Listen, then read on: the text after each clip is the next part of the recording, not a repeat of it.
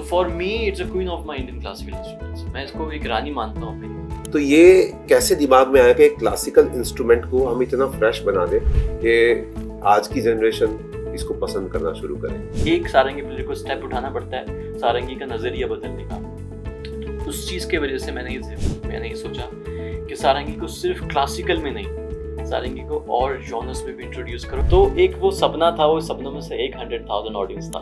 आगे बहुत सपने हैं, इसको 200,000 भी बनाएंगे। Absolutely, you will be able to do it. दोस्तों, कुछ चेहरे ऐसे होते हैं जिनको आप देखते हैं, उनसे आप मिलते हैं और वो आपको याद रह जाते हैं। लेकिन कुछ फनकार ऐसे होते हैं जिनका फन बार बार उन्हें याद करने पर आपको मजबूर करता है। और एक ऐसे ही फनकार आज हमारे साथ है। 400 साल पुरानी कहानी क्या है ये भी जानेंगे, साथ ही साथ किस तरह से शुरुआत हुई ये भी जानेंगे, क्योंकि मेरे साथ हैं सबसे यंग सारंगी माइस्ट्रो नबील खान। अपने इंडिया टूर पे वो इस वक्त हैं और दिल्ली में पहुंचे हैं, तो उनके साथ बातचीत आज होने वाली है। सीधी बात करेंगे, बहुत कुछ जानेंगे उनसे, सारंगी के बारे में भी जानेंगे। और इनका जो टूर है वो अलग अलग शहरों तक पहुंचेगा आप सब तक, which is produced by Big Vibe and curated by Experience Entertainment, artist by Empower Live, tickets on District। तो चलिए मिलते हैं सीधे artist of the day Nabeel Khan ji से। नबील भाई, बहुत बहुत स्वागत है आपका शो में। Thank you. आप दिल्ली से हो और दिल्ली की ऑडियंस के सामने आज आप परफॉर्म कर रहे हो। थोड़ा सा हमें कैसी फीलिंग आ रही है अंदर से, कैसा महसूस कर रहे हैं, इस बारे में बताइए। गूज़बम्स आ रहे हैं? ऑफ कोर्स, ये तो बहुत एक स्पेशल फीलिंग है अपने होम टाउन में परफॉर्म करना। एंड ये एक ऐसी जगह है जहाँ से मेरी जर्नी की शुरुआत हुई थी। ये हमेशा एक स्पेशल जगह रहेगी मेरे दिल में, बिकॉज सारंगी का सफ़र दिल्ली से शुरू हुआ था और मैं 7 साल का था जब सारंगी की शुरुआत मैंने करी अपने नाना पद्म भूषण अवार्ड उस्ताद साबरी खान साहब और अपने फादर उस्ताद नासिर खान साहब से। तो दिल्ली एक दिल के करीब हमेशा रहेगी और इसको मैं कभी भूल भी नहीं सकता। तो एक बहुत स्पेशल फीलिंग है। तो आप जो है वो 8वीं जनरेशन है जो सारंगी प्ले कर रहे हैं जी। मुरादाबाद सैनिया घराना जो है आप उससे हैं, और इतनी बड़ी लेगेसी आपकी है। जैसा आपने कहा भी, अपने ग्रैंडफादर का नाम दिया, फादर साहब का नाम दिया आपने, दे वर वेरी नोन माइस्ट्रोज। तो कितना मुश्किल है इस लेगेसी को कैरी करना? कभी लगता है कि यार बहुत बोझ है मेरे कंधों पर? Actually, honestly, I always wanted to become a cricketer. मैंने कभी सोचा नहीं था कि मैं सारंगी बजाऊंगा। ये मैं बहुत सच बात बता रहा हूँ आपको। मैं कह सकता हूँ कि सारंगी एक ऐसा साज है, जब तक आप इसको चाहो आप बजा नहीं सकते। जब तक सारंगी आपको ना चाहे तब तक आप इसको बजा नहीं सकते। तो एक वो फैक्ट है, मुझे ऐसा लगता है। तो या तो मैं तबला प्लेयर बनना चाहता था हमेशा। मैं उस्ताद जाकिर हुसैन साहब का बहुत बड़ा फैन था। तो मेरे वालिद साहब ने मुझे कहा और मेरे नाना ने मुझे कहा कि देखो, सारंगी प्लेयर बहुत कम है, क्रिकेटर्स बहुत है दुनिया में। अगर तुम इस विरासत को आगे नहीं बढ़ाओगे तो कौन बढ़ाएगा? If you want continue this legacy, then who will continue our legacy? ये तो एक बहुत ही बड़ी प्रॉब्लम हो जाएगी कि तुम हमारे घराने के हो, 8 जनरेशन हो, ये 16th सेंचुरी से हमारी लेगेसी चली आ रही है मियां तानसेन जी के ज़माने से। बिल्कुल। तभी हम हमारे घराने को हम बोलते हैं मुरादाबाद सैनिया घराना, क्योंकि सैनिया मियां तानसेन से जुड़ा है 16th सेंचुरी से। तो इतनी बड़ी रिस्पॉन्सिबिलिटी जब आपके शोल्डर्स पे हो, आपके कंधों पे इतनी बड़ी जिम्मेदारी हो, मैं इस चीज़ को एक अच्छी रिस्पॉन्सिबिलिटी के तौर पे भी लेता हूँ। आई एम लकी कि मैं इस फैमिली में, इस विरासत में मैं पैदा हुआ कि हर किसी को ऊपर वाला इतनी बड़ी तोहफे से नहीं नवाजता, तो मुझे नवाज। तो उस टाइम पे मुझे कदर नहीं थी। उस टाइम पे मैं सोचता था कि यार मैं क्रिकेटर बनूंगा। I was a huge fan of MS Dhoni in 2007 when India one the T20 world cup. झलक हम देख पा रहे हैं, आपके बाल आज भी वैसे ही हैं। या तो बड़े बाल का तो एक ऐसा है कि मुझ पे काफी लोगों ने बोला सूट करता है। मैं छोटे भी करता था, तो बट अभी इससे भी बड़े थे, अभी मैंने कटवा लिए। So, तो एक अच्छी रिस्पॉन्सिबिलिटी है और मैं हमेशा खुदा से और सभी लोगों से यही दुआ करता हूँ कि मैं इस रिस्पॉन्सिबिलिटी को अच्छी तरह निभा सकूँ। और जो मेरी विरासत की, मेरी लेगेसी की जो रिस्पॉन्सिबिलिटी है, जो एक एक गिफ्ट है ऊपर वाले की तरफ से कि इतने अच्छे घराने में मैं पैदा हुआ, तो वो मैं दुनिया तक लेके जा सकूँ और दुनिया को सारंगी सुना सकूँ। And I want to be remembered as a man who pioneered sarangi globally. तो सारंगी को सबके दिलों में लेके जाना मेरा सपना है। ये इस सपने की बात भी करेंगे, बट उससे पहले मैं चाहूंगा कि आपने 7 साल की उम्र में शुरुआत की थी सीखने की, बजाने की जी। और आपने जिक्र किया उस्ताद साबरी खान साहब का भी। तो उनके साथ सीखने की कोई खास मेमोरी, कुछ याद, क्योंकि काफी पुरानी बात है वो, थोड़ा सा कुछ शेयर करना चाहें आप? हाँ, बहुत पुरानी actually. He was my grandfather, he is my grandfather. Yes. तो एक वो नाना और नवासे का एक रिलेशन होता है ग्रैंडफादर और ग्रैंडसन का। उसके साथ ही अगर आप गुरु शिष्य का एक रिलेशन बना दो तो वो गुरु शिष्य का जो एक रिलेशन है वो ज्यादा इम्पोर्टेंट हो जाता है। तो उस दौरान आपको जो तालीम है वो इस तरीके से सिखानी होती है कि बच्चा लाड प्यार में बिगड़े ना। तो मेरे बड़ों ने मुझे इस तरीके से सिखाया, मेरे ग्रैंडफादर ने मुझे इस तरीके से तालीम दी, जब मुझे सिखाते थे तो प्रॉपर एक स्टूडेंट की तरीके से, उसमें नो रिलेशन। तो बट स्ट्रिक्ट हो गए और प्यार से भी, बहुत ज्यादा स्ट्रिक्ट नहीं कि मार रहे हैं, ऐसा कुछ नहीं, वरना उस जमाने में तो मारा भी जाता था। मुझे भी, मेरी भी पिटाई हुई है बचपन में, अगर मुझसे कोई तान नहीं निकल रही या फिर मुझसे कोई कॉम्पोजिशन में प्रॉब्लम हो रही है, ख्याल नहीं बज रहा। फॉर एन एग्जाम्पल एक बहुत ही एक प्यारी कॉम्पोजिशन थी, तोरे बिना मोहे चैन नहीं ब्रिज के नंद लाला, राधा कृष्ण पे एक बेस्ड कन्वर्सेशन की कॉम्पोजिशन थी। तो मुझे अभी भी याद है कि मुझे सारंगी में वो जो मैं बोल के अंदाज निकालने में बहुत प्रॉब्लम हो रही थी। तो मेरे ग्रैंडफादर ने मुझे इतनी जोर से डांटा कि तुझसे नहीं होगा, क्या कर रहा है, ऐसे नहीं कर सकते, पहले गले से याद करो उसको। तो वो ऐसी कुछ मेमोरीज मुझे अभी तक मेरे दिल के क्लोज है और मैं आज बहुत सोचता हूँ कि वो बातें मुझे अब कहाँ मिलेंगी। वो मैं चाहता हूँ कि मुझे कोई वो आए वापस से इस तरीके से सिखाएं। तो उस टाइम में मुझे लगता था कि मुझे यार डांट पिट रही है, मुझे नहीं सीखना सारंगी, ये वो होती है। तो रात में हम लोग मेरे नाना के पैर दबाते थे जब वो सोने जाते थे। खिदमत करते थे, हमारे उस्ताद थे बुजुर्ग, अराउंड 80 की उम्र थी उनकी, 80 साल की।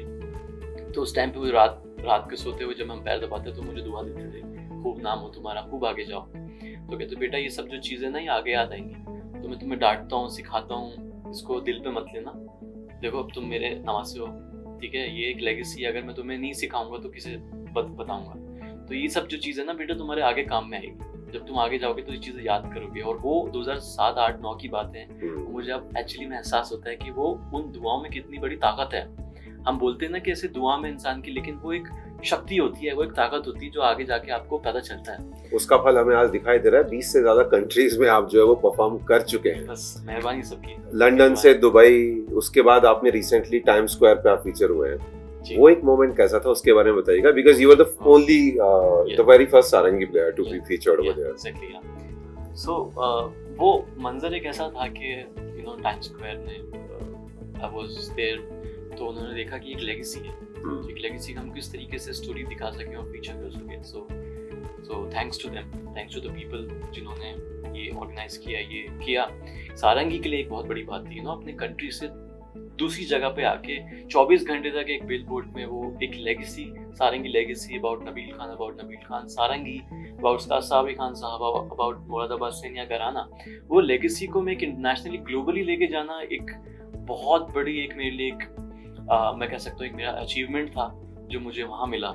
और उस टाइम के बाद से मुझे ऐसा लगा कि यार this is just a beginning, ये एक शुरुआत है, अभी ये यहाँ पर मोमेंट नहीं आएगा, दुनिया बहुत बड़ी है, मुझे बहुत ट्रैवल करना है। सारंगी का एक सपना है जो हर किसी को दिल में लेके जाना है, वो बहुत दूर है और वो पूरा हुआ। एक यूएई की खलीज टाइम्स ने भी इसको कवर किया। जब आप देखते हो कि बाहर की इंटरनेशनल मीडिया इसको कवरेज दे रही है, कवर स्टोरी बना रही है सारंगी की, तो तब आपको रियलाइज होता है कि यार ये कुछ ना कुछ तो हुआ है। I am very grateful for this. अच्छा, आप जो है वो एक्सपेरिमेंट भी करते रहे हैं सारंगी के साथ में, तो अगला जो सवाल है उससे जुड़ा हुआ है कि सारंगी जो है वो बड़ा ट्रेडिशनल इंस्ट्रूमेंट है, कंटेम्परेरी के साथ भी आपने इसको मिक्स किया, मैच किया, बॉलीवुड कवर्स किए, ओरिजिनल्स किए, तो ये कैसे दिमाग में आया कि क्लासिकल इंस्ट्रूमेंट को हम इतना फ्रेश बना दें कि आज की जनरेशन इसको पसंद करना शुरू करे? So see, I always wanted to take this instrument globally, और जब मैंने सारंगी सीखनी शुरू करी थी, मैंने जैसा कि मैंने बताया मैं तबला और क्रिकेटर बनना चाहता था, राइट। तो मैंने पापा से एक शर्त रखी थी, so I will only learn सारंगी कि अगर सारंगी मैं फ्रंट पे एज अ सोलो इंस्ट्रूमेंट इसको बजाऊं, क्योंकि उस टाइम पे अगर आप देखें आज भी 99% सारंगी एक संगत के तौर पे यूज होती है, राइट। एक गवैये के साथ बज रही है। पुराने जमाने से आप देखें तो सारंगी गवैयों के साथ ही बजती थी, गवैये माने वोकलिस्ट, इंग्लिश में बोलूं तो जो वोकलिस्ट होता था वो लीड होता है, और आज भी वही है ज्यादातर, राइट? वोकलिस्ट के आप शोज सुनने जा रहे हो, सब कुछ देख रहे हो। और सितार एक ऐसा इंस्ट्रूमेंट होता था, अगर इंस्ट्रूमेंट की बात करें, जो सोलो बजता था और आज भी बजता है। But sarangi was something different. Sarangi हमेशा लोगों ने डांस के साथ, संगत में यूज कर रहे हैं, वोकल्स के साथ कर रहे हैं। तो मैंने अपने पापा से कहा था कि देखो मैं सारंगी सीखूंगा, लेकिन मैं शर्त पे सीखूंगा कि मैं सारंगी को एज अ सोलो इंस्ट्रूमेंट बनाऊंगा और सोलो के तौर पे ही आगे जाऊंगा। तो मैंने भी काफी उसमें स्ट्रगल किया, सैक्रिफाइस किया। मैंने भी काफी सारी अपॉर्चुनिटीज छोड़ी, और किसी ना किसी जनरेशन में एक सारंगी प्लेयर को स्टेप उठाना पड़ता है सारंगी का नजरिया बदलने का। उस चीज के वजह से मैंने ये सोचा कि सारंगी को सिर्फ क्लासिकल में नहीं, सारंगी को और जॉनर्स में भी इंट्रोड्यूस करो as a solo instrument. So I did Bollywood, I did Sufi, I did western classical. आप वेस्टर्न क्लासिकल में उठा के देखिए, गॉडफादर थीम हो गई, गेम ऑफ थ्रोन्स हो गया, पायरेट्स ऑफ द कैरिबियन हो गया। इसके मैंने लाइव शोज पे बजाया। एक तो होता है कि आप सिर्फ रील्स बजा रहे हो, if you are doing reels for Instagram, for social media, तो आपकी ऑडियंस वो वहां से आप बन रही है। सो आप उन ऑडियंस को लाइव एक्सपीरियंस भी दोगे, राइट? सो लाइव में मैं हमेशा स्टार्ट करता हूँ क्लासिकल से, then I shift to pop, then western classical, then Bollywood, then Sufi Qawwalis, then little bit of ghazal, then little bit of original content। तो मैंने जो है ना काफी सारे जॉनर्स को जोड़े। तो जब मैंने काफी सारे जॉनर्स पे एक्सपेरिमेंट किया, डिफरेंट वीडियोस बनाए, आज आप भी देखेंगे YouTube पे आपको सेनोरिटा की भी वीडियो मिलेगी सारंगी के, सोई है, और काफी सारे my heart will go on है, बॉलीवुड के कवर्स है, लाइक तुम ही हो, लाइक सो मेनी, लाइक बहुत सारे गाने पुराने, गुलाबी आंखें, लग जा गले, काफी सारे सारंगी के हैं, बट क्लासिकल म्यूजिक भी है। और सूफी कवालीस में आप देखें, मस्त कलंदर हो गया, मेरा पिया घर आया, आँखियां उड़ीक दिया, काफी सारे सूफी क्लासिक्स भी हैं। सो मैंने सब जॉनर्स के सामने डाइवर्स ऑडियंस बनाई कि ये ऑडियंस आप भी आओ, आप भी आओ, आप भी आओ, तभी हम अपने म्यूजिक को ना ग्रैंड बना सकते हैं। Absolutely. तो वो मेरी एक सोच थी, और 2020 से आई स्टार्टेड मेकिंग रील्स। उस टाइम पे मुझे काफी लोगों ने बोला, क्रिटिसाइज किया कि यार तुम क्लासिकल आर्टिस्ट हो और रील्स बना रहे हो यार, बॉलीवुड सॉन्ग पे, कौन से गाने पे, लग जा गले पे। तो मैंने उनको बोला, मैंने कहा अगर मैं राग यमन गाता हूँ, राग यमन बजाता हूँ, सो वो भी तो एक कवर है। अगर आज वो लोग जिन्होंने राग यमन बनाया होता वो जिंदा होते, तो सबसे पहले तो कॉपीराइट उनका पड़ता। मैं जो भी बंदिश गा रहा हूँ वो तो पुराने जमाने की बंदिश है ना, वो भी कवर है। तो और दूसरी चीज ये कि हम सारंगी को बोलते हैं 100 रंग। इट वॉज 100 रंग, देन इट बिकेम सारंगी। 100 रंग मतलब 100 कलर्स। सो 100 कलर्स हम कैसे दिखाएंगे लोगों को? सिर्फ क्लासिकल से नहीं दिखाएंगे, हमें और भी जॉनर्स दिखाने पड़ेंगे, जैसे कि मैंने आपको अभी बताया, गिनाया। तो मैंने कहा Bollywood also one of them. मैं कर रहा हूँ तो क्या हुआ? और आज देख के बड़ी हैरानी होती है कि वो लोग जो क्रिटिसाइज करते थे, लोगों से खिलवाते थे 2020 में, जो 15 सेकंड की रील्स शुरू हुई थी इंस्टाग्राम पे, मैंने, आप देखेंगे आज भी जाके, तो I started in 2020, right? I was the man who started at that time. मैंने एक स्टेप उठाया था क्योंकि काफी लोग इस चीज के खिलाफ थे कि घराने वाला लड़का, लेगेसी वाला जो पार्ट है वो नहीं कर सकता, क्योंकि ये नहीं करना चाहिए, बट आई डिड। एंड आज जो लोग क्रिटिसाइज करते थे वो लोग आज रील्स बना रहे हैं इसके through, and earning a lot, doing a lot. So मुझे बहुत अच्छा लगता है कि यार चलो ठीक है, मुझे देख के 2 लोग भी कर रहे हैं आज, कोई बात नहीं, अच्छी बात है। But the thing is I did right. मुझे इस चीज पे प्राउड है कि मैंने जो चीज करा अच्छा किया, क्योंकि अगर आपको उसको देख के लोग आज भी कर रहे हैं तो दैट मीन्स कि आप सही थे। एब्सोल्युटली। तो वही चीज थी बस। अच्छा, जैसा आप कहते हैं कि आप सारंगी को रिवाइव करना चाहते हैं, स्पेशली यूथ के बीच में, एंड आपका एक इनिशिएटिव है लेट्स लर्न सारंगी। थोड़ा सा इसके बारे में बताइए, क्या है इनिशिएटिव, कैसे सोचा आपने कि मैं सबको सिखाऊं? या सो अगेन हम लोग पैंडेमिक में जाना नहीं चाहते बट उसकी याद एक बार मैं दिलाना चाहूंगा, क्योंकि स्टार्टेड फ्रॉम 2020। 2020 में जब हम लोग घर पे थे तो एक वो मंजर था कि सब लोग घर पे थे और कहीं शोज नहीं कर सकते थे। वो ऐसा दौर था, मैं नहीं चाहूंगा कभी ऐसा वापस आए, कोई भी नहीं चाहेगा। वो बहुत ही दर्दनाक भी एक मंजर था। बट हम लोग जब घर पर थे तो खाली टाइम होता था, शोज नहीं होते थे, कुछ किसी से मिलना जुलना नहीं है। तो मैंने सोचा कि सारंगी को वर्चुअली कैसे लेकर जाए, क्योंकि आप उठ के तो नहीं जा सकते। तो एक दिमाग वाली चीज थी थोड़ी सी, I always wanted to do कि लोगों को गुरु नहीं मिलते बाहर, फॉर एग्जांपल यूएस हो गया, यूके हो गया, यूएई हो गया, यूरोप हो गया, तो वहाँ पे सारंगी टीचर्स नहीं होते थे, राइट? तो काफी लोगों के मेरे पास डीएम्स आते, मैसेज आते थे कि हमारे पास कोई टीचर्स नहीं, यहाँ पे क्या करें। मैंने सोचा एक एक को मैं क्या बताऊं। मैंने थीम बनाया एक दिन में। मैंने सुबह वीडियो रिकॉर्ड करी अपने मोबाइल से। आप देखेंगे उसकी क्वालिटी भी ऐसी है, सिंपल सी। देखेंगे घर पे बैठ के एक रील्स बनाई और मैंने उसको इंग्लिश में रखा क्योंकि वो बाहर के स्टूडेंट्स काफी ग्लोबल ऑडियंस के लिए। हाँ, ग्लोबल ऑडियंस के। आपने इंडियन ऑडियंस तो समझ जाती है सारी मैं क्या बोलना चाह रहा हूँ क्या, बट बाहर के लोग ज्यादा इंग्लिश एक ऐसी लैंग्वेज है कि समझ जाते हैं, तो मैंने इंग्लिश में वो रखा, लेट्स लर्न सारंगी, कि आओ सारंगी सीखते हैं। बहुत इसका यूनिक एक टाइटल दिया, लेट्स लर्न सारंगी। अच्छे तरीके से प्यार से लोगों को सिखाया, आराम से, इजी तरीके से, इजी फॉर्मेट से, वो आज भी अवेलेबल है। तो एक ये इसका एक कॉन्सेप्ट था, एक रीजन ये था बनाने का कि सारंगी को आप ग्लोबल कैसे लेके जाओगे और लोगों तक कैसे पहुंचाओगे, स्टूडेंट्स को कैसे पहुंचाओगे, क्योंकि अगर स्टूडेंट्स नहीं होंगे सीखने के लिए, सारंगी को लोग सीखेंगे नहीं, तो सारंगी बढ़ेगी कैसे आगे। आज तबला क्यों इतना है फेमस, क्योंकि तबला सीखते हैं लोग। तो सारंगी भी वही एक मेंटालिटी थी, वही एक सोच था कि सारंगी को यूट्यूब के जरिए बनाना, क्योंकि हम घर पे थे, कुछ नहीं था, सोशल मीडिया का दौर था, यूट्यूब पे अपलोड करो। आई थिंक मैंने 7-8 एपिसोड्स उसके डाले, और वो एक ऐसा एपिसोड है कि काफी लोग ना वहाँ से सीख के आते हैं मुझसे और बोलते हैं कि हमने पूरा बेसिक सीख लिया है, अब हम दूसरा तीसरा राग शुरू करना चाहते हैं। तो उस टाइम से मुझे लगता है कि उससे बहुत रिजल्ट आया, काफी लोग आए। हमारी एक एकेडमी है, sarangi cultural academy, which is the only academy in the world based on sarangi. हमारी पहली एकेडमी हमने बनाई जो सिर्फ सारंगी पे बेस्ड हो। तो सारंगी कल्चरल एकेडमी के पास आते हैं कि हमने जो है उनका वीडियो देखी है, हमने बेसिक आ गया है हमें, and now we want to start advance level. तो वो एक रीजन था और एक अचीवमेंट बोलूंगा इस चीज का। वंडरफुल। अब सारंगी हमारे सामने है, थोड़ा सा मैं चाहूंगा इंस्ट्रूमेंट के बारे में, इसकी हिस्ट्री के बारे में, कैसे शुरुआत हुई, ये आप जरूर बताएं मुझे, और किस तरह से इवॉल्व हुई है सारंगी। जरूर। तो मैं जो हमारे दर्शक हैं मैं उनको दिखाना चाहूंगा द ब्यूटी ऑफ सारंगी, कि ये कितनी खूबसूरत एक साज है। अगर आप इसको ध्यान से देखें, आप खुद ही बताइएगा ईमानदारी से, आपको देखने में क्या लग रही है और ये क्या बयां कर रही है। मेरा नजरिया बिल्कुल अलग ही होगा, बिकॉज मैं शायद सारंगी को पहले से देख चुका हूँ, जानता भी हूँ, बट मैं चाहूंगा आप अपना पॉइंट ऑफ व्यू जरूर बताएं इसके बारे में। चलो, अगर आप मुझसे सुनना चाहते हैं तो मैं अपना पॉइंट ऑफ व्यू बताता हूँ जरूर, क्योंकि मैंने काफी बार भी बता रखा है।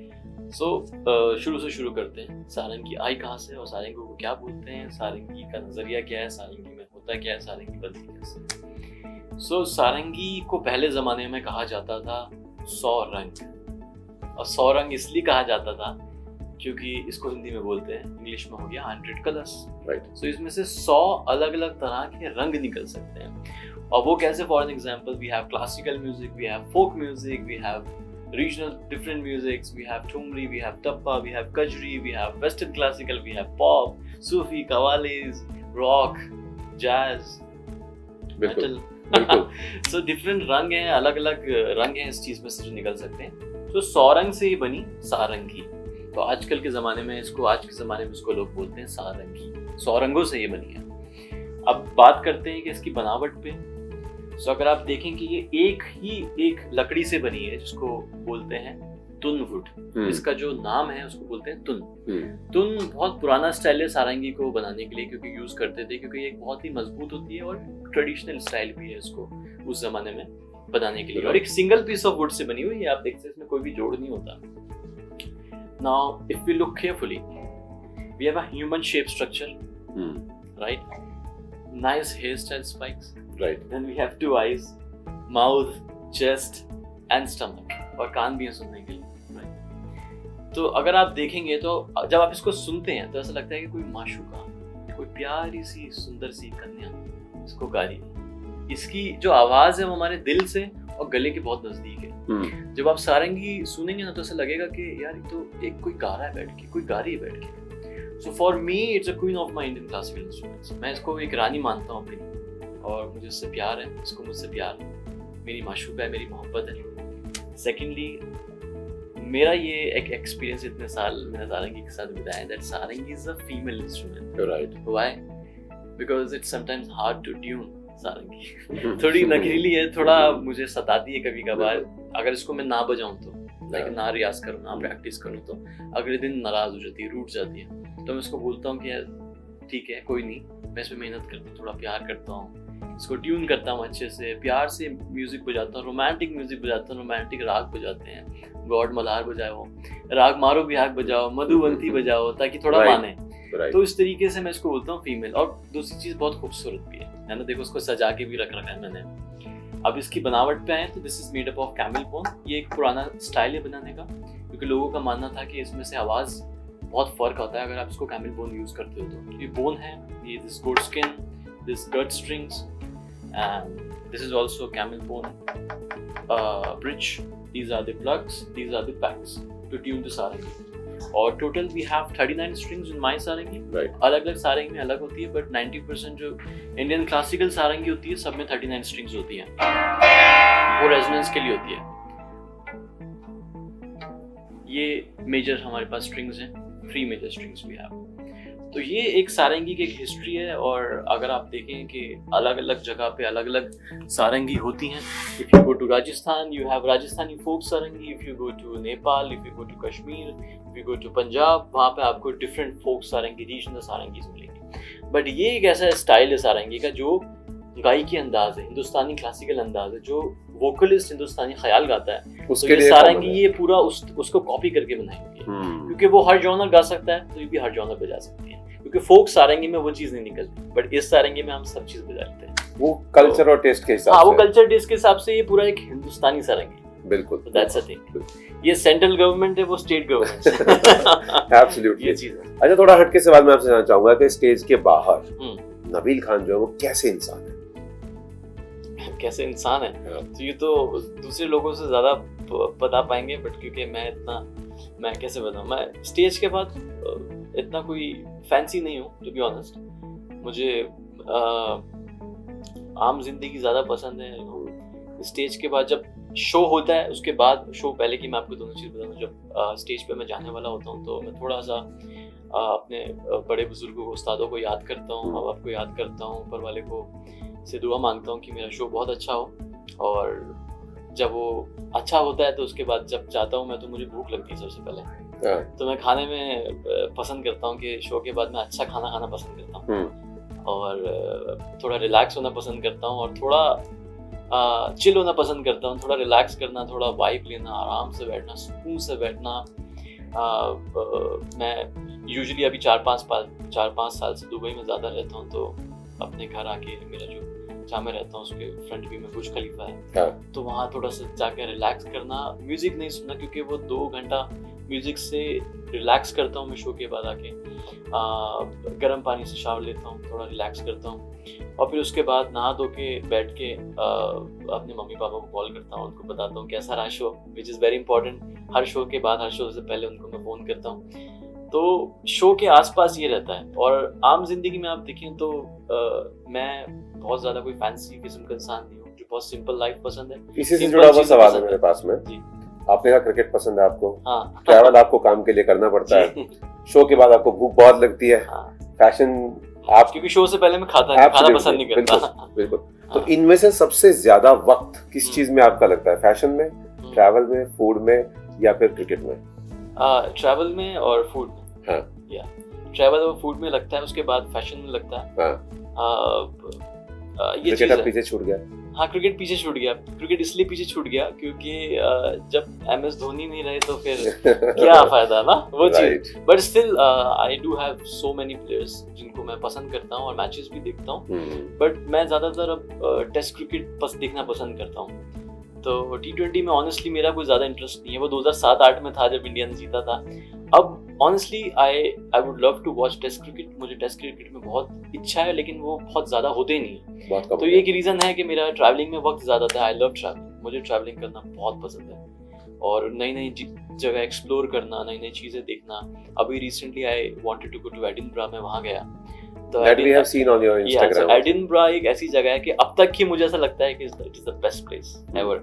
मैंने जहाँ भी गया हूँ, एडिनबरा सबसे, अगर किसी को भी मौका लगे जाने के लिए तो एडिनबरा आप जरूर होके आना चाहिए, मुझे ऐसा लगता है। क्या बात है। अच्छा, एक और सवाल है मेरा, जैसे आपने कहा फादर साहब से आप सीखते हैं। हाँ। तो अभी जैसे कहीं शो आप कर रहे हैं और सामने वो बैठे हुए देख रहे हैं, तो तब थोड़ा डर लगता है कि अगर एक सुर इधर का उधर हो गया तो घर जाते ही क्लास लग जानी है मेरी? हाँ, थोड़ा सा होता है। या कभी ऐसा होता है कि वो शो के बाद फीडबैक देते हो कि अरे यार तुमने ये अच्छा नहीं किया? हाँ, फीडबैक देते हैं, होता है, सब कुछ होता है। But luckily and frankly speaking my father is very friendly. मेरे से बहुत अच्छा उनका एक रिलेशन है, बहुत ज्यादा। एक स्टूडेंट और यू नो एक टीचर से ज्यादा रिलेशन नहीं है, एक बहुत फ्रैंकली हैं और बहुत अच्छे हैं और बहुत अच्छे से वो चीज़ों को मैनेज कर लेते हैं, और कुछ भी इधर उधर होता है तो ज़रूर फीडबैक देते हैं कि ऐसा है। साउंड, अक्सर साउंड में ज़्यादा प्रॉब्लम होती है, सारंगी का हर कोई साउंड बना नहीं पाता, तो साउंड कभी कम आती है, ज़्यादा आती है, या चीज़ें उधर जाती है, सारंगी कभी कभार ट्यून नहीं होती, तो वो ज़रूर फीडबैक देते हैं और उससे काफ़ी कुछ सीखने को मिलता है कि इस तरीके से है ये है, क्योंकि उनसे अच्छा फीडबैक तो नहीं दे सकता ना कोई। तो ये चीज़ है, तो वो चीज़ होती है। डांट तो वो नहीं, उन्होंने कभी बचपन में भी नहीं डांटा मुझे, ऑनेस्टली उन्होंने बहुत प्यार से सिखाया।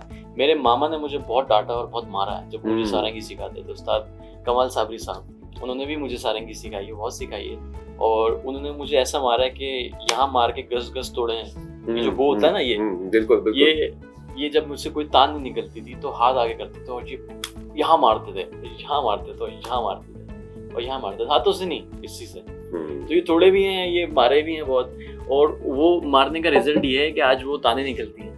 तान मतलब जो पिच परफेक्ट आप निकाल पा रहे हैं। वो पिच निकल जाती है। उस टाइम पे बहुत गुस्सा आता था, बहुत ऐसा लगता था कि यार मारते रहते हैं, ये है वो है। मैं घर पे जाके शिकायत करता था, मम्मी को फोन करता था कि आ जाओ मुझे लेने, क्योंकि बचपन में मैं जब उनके घर जाता था तो मैं बहुत ज्यादा याद करता था मम्मी पापा को, जब घर से दूर जाता था सीखने, तो वो बोलता था मुझे आ जाओ लेने, मुझे बहुत पिटाई लग रही है, बहुत मारते हैं। तो बट वो मार आज काम में आती है, सो दैट्स द थिंग। बिल्कुल। अच्छा, आज रात आप ऑफेलिया में परफॉर्म करने वाले हैं, तो दिल्ली के लोगों के लिए वहां पर क्या सरप्राइज है, क्या एक्सपेक्ट करें वो आपसे? देखो, पहली चीज तो दिल्ली के लोगों के लिए सरप्राइज सारंगी होगी, क्योंकि काफी लोग जानते नहीं है, बट दिल्ली में मैंने परफॉर्मेंस काफी दी है, और ये जो एक सारंगी एक्सपीरियंस आप लोगों के सामने होने वाला है, it's not just an experience, it's an immersive experience. ये एक ऐसा एक्सपीरियंस होगा कि मैं आपको एक अपने जो मेरी एक हिस्ट्री है 16th सेंचुरी से, जो एक लेगेसी चली आ रही है मियां तानसेन जी से, तो आपको वो सारी विजुअल्स, वो आपको सारी चीज़ें, वो आपको अलग अलग जॉनर्स में मैं देने की कोशिश करूँगा। जो भी मेरे बुजुर्गों ने, उस्तादों ने मुझे सिखाया है, मैं वो चीज़ देने की कोशिश करूँगा। क्लासिकल, सूफी, कव्वाली वाइब होगी, वहाँ पे कैंडल्स होंगी, तो आप स्पेशली जो हमारे शादीशुदा लोग हैं या शादीशुदा लोग ना भी हैं, जो कपल्स हैं, वो भी, उनके लिए सबसे ज़्यादा इम्पोर्टेंट होगा। और आई थिंक सबसे ज़्यादा मेरे शो में आते भी वही लोग हैं, क्योंकि मोहब्बत क्या होती है वो वही जानते हैं, क्योंकि सारंगी एक मोहब्बत का साज है। तो या तो जो इंसान गम में हो वो सुनता है सारंगी, जो इंसान इश्क में हो वो सुनता है सारंगी। जो ना गम में हो, जो ना इश्क में हो ना, वो सारंगी शायद सुन नहीं पाएगा, ना सारंगी समझ पाता सही से। तो या तो फिर सीधा सीधा उसको सारंगी से मोहब्बत होती है, तो फिर वो होता है। 3 कैटेगरी के मेरे ऑडियंस होते हैं, जिनको एक दूसरे से प्यार होता है वो आते हैं, एक इश्क, एक मोहब्बत करने, जो गम होता है वो सुनने आता है सारंगी, तीसरा जो सारंगी को से मोहब्बत करता है। तो ये तीनों ऑडियंस मेरे शो में आते हैं, और दिल्ली में भी मुझे लगता है हम लोग दिल वाले हैं, तो हम लोग जो दिल वाले हैं वो मेरे शो में सारे दिल वाले ही होते हैं। तो दिल्ली वाले तो मेरे ही अपने लोग हैं, और मैं सबसे ज्यादा, मुझे बहुत अच्छा लगता है दिल्ली में परफॉर्म करना। वंडरफुल। तो एक लाइन में नबील, मैं चाहूंगा आपसे, इस टूर को, इस रात को आप कैसे डिफाइन करोगे? मैं एक लाइन में अगर बोलना चाहूँ तो मैं ये बोलना चाहूंगा कि सारंगी, कैंडल लाइट और मोहब्बत को अगर हम एक जगह देखना चाहते हैं तो ये रात और ये शाम उसके लिए। वंडरफुल। अच्छा नबील, आपने 100,000 ऑडियंस के सामने सारंगी प्ले की है, and you are the only और फर्स्ट आर्टिस्ट सारंगी प्लेयर। तो वो एक्सपीरियंस कैसा था, कहाँ का है वो, थोड़ा बताइएगा। It was magical, it was incredible, to perform in front of 100,000 audience, वो भी इंडिया के बाहर।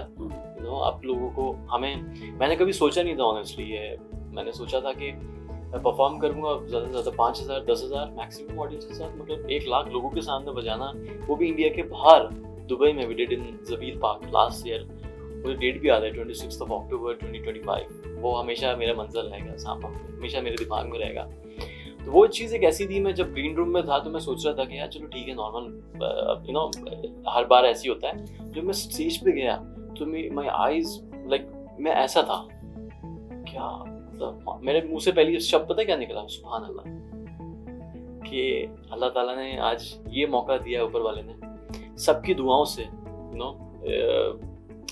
माँ बाप, मेरे ग्रैंडफादर, सब लोगों की प्यार की वजह से, जो ऑडियंस है मेरी इंडिया में, जितने लोगों ने मुझे प्यार दिया है, जो दुबई में मेरी ऑडियंस है, जितने मुझे लोगों ने प्यार दिया है, उन सब की वजह से, क्योंकि बगैर उनके सपोर्ट के तो मैं वहाँ पहुंच ही नहीं सकता था ना।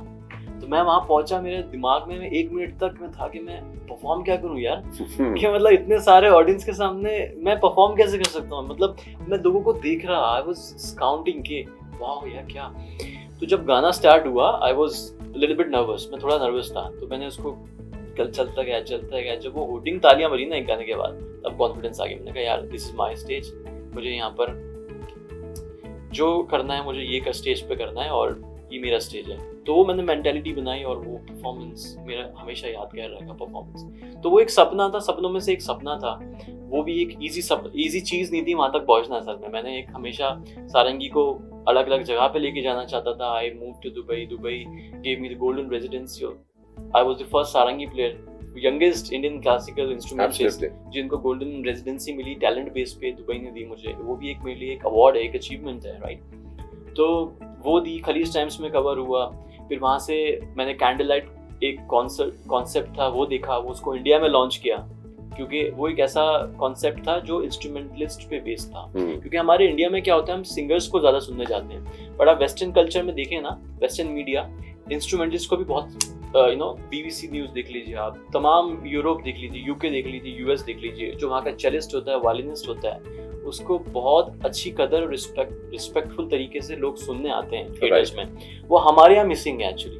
हमारा होता था बहुत रेयर, अगर कोई बहुत लेजेंडरी आर्टिस्ट है सिर्फ उसको सुनने जाता था। तो मुझे वो कॉन्सेप्ट चेंज करना था। तो 2024 में आई परफॉर्म इन दुबई। मैंने 2024 के अक्टूबर में इसको इंडिया में लेके आया। 2025 मैंने कैंडल लाइट एक्सपीरियंस पूरे इंडिया में इसको किया। दिल्ली में तो बहुत किया, बहुत ऑडियंस बनी हमारी। तो इस साल से मैंने सोचा कि इसको एक अपना टूर बना के इसको हर जगह लेके जाना। तो एक वो सपना था, वो सपनों में से 100,000 ऑडियंस था। आगे बहुत सपने हैं, इसको 200,000 भी बनाएंगे। Absolutely, you will be able to do it. Thank you so much, Nabil, for joining us. And I hope 200,000, 300,000 आप सब चीज अचीव करें। Thank you so much for joining us. Thank you so much.